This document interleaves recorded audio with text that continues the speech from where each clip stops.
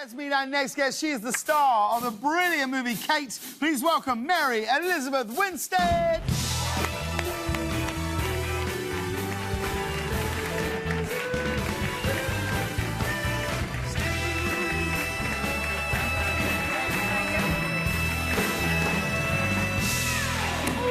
Mary Elizabeth Winstead, how are you? I'm very, very well. Thank you very much. You look delightful. Thank you. You're very sweet. How's your life? It's so good. It's so good. Well, you've had lots of changes since you were last here, and we should congratulate you. You are now a mother. A mother. You've had a baby boy a couple of months ago. I did. Was it 2.5 months, something like that? 2.5 months, yeah. How's he doing? How are you doing? Are you getting sleep?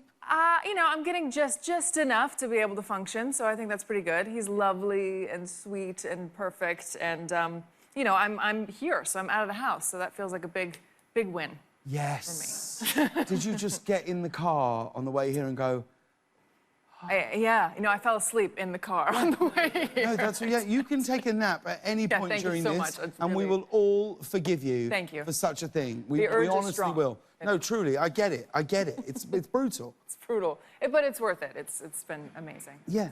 Now, Drew Barrymore was just sat here, and I heard that one of your favourite movies was a classic movie, Scream. Yes. Which must have been a big deal for you when you were growing up, right? Because I can remember when Scream came out. Oh, it was so huge. And she's amazing. I mean, I'm a fan of all of her movies, but I remember when that movie came out, I was sort of the only kid in my friend group who was allowed to see movies like that. Oh, you were that kid. And like the whole school was like, what happened? What was that? And I think I saw it like 6 times in the theaters just so I could really recount it accurately to everybody. And I replayed every scene. I got really into character. I went through the whole movie top to bottom so that everybody could experience what I experienced, and I felt very, very proud of myself. I've never watched them. You've never seen it? Never seen any Screams. You've got I know. The first one, particularly. I haven't seen Screams. I haven't seen The Matrix. I haven't seen Sopranos. I know, I'm a joke. Up to do. What were you doing in this whole pandemic? Masturbating mostly.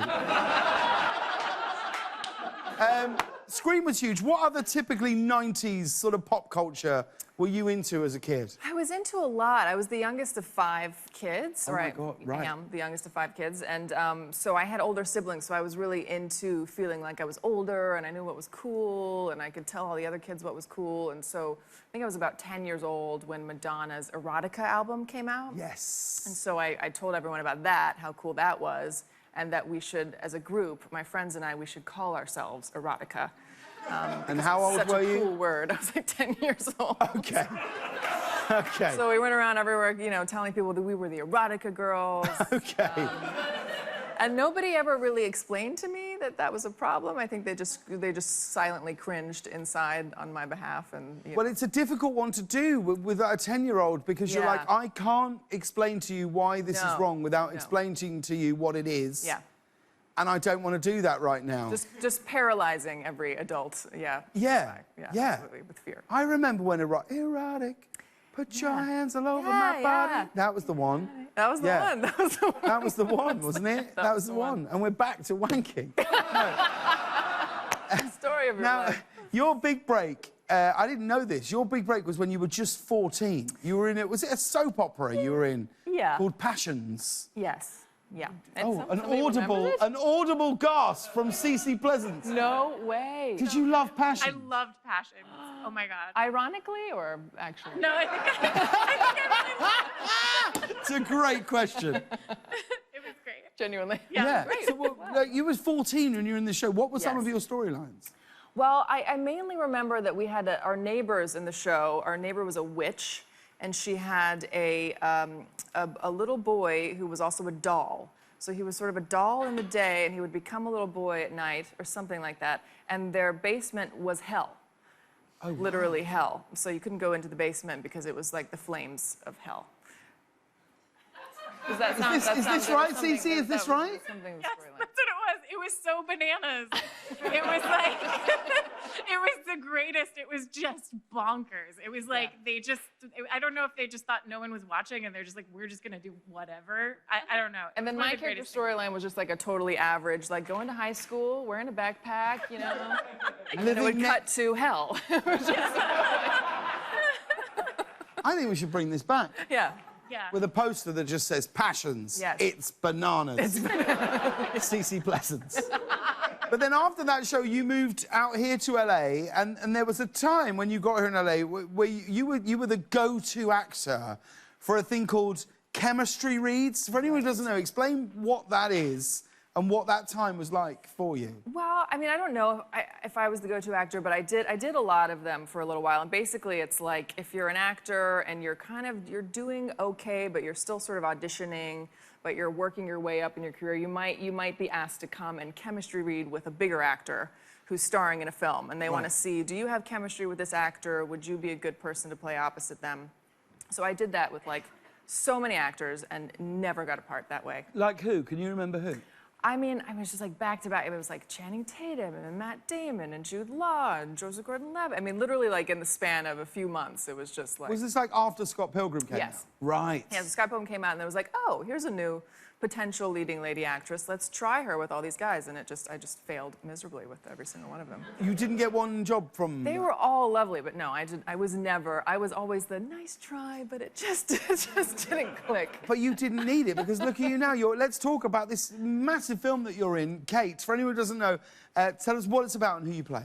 Well, it is a brutal assassin thriller, I guess if you can call it that. I play an assassin named Kate, who is on a job in Tokyo, and she is trying to get out of the business, and it's going to be her last big job.